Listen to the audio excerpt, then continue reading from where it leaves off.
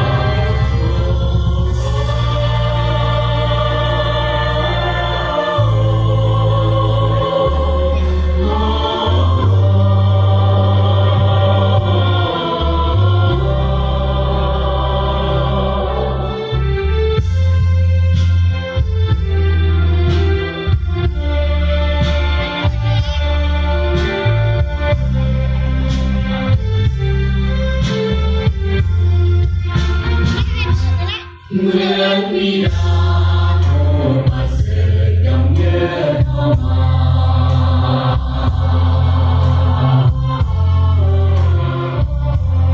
เมืองมายาทุนกายาวิไลคุณ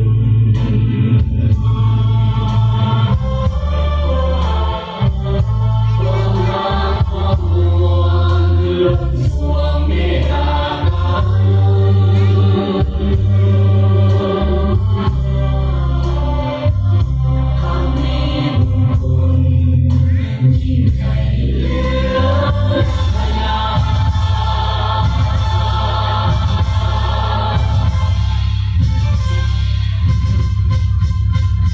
คือดวงไฟ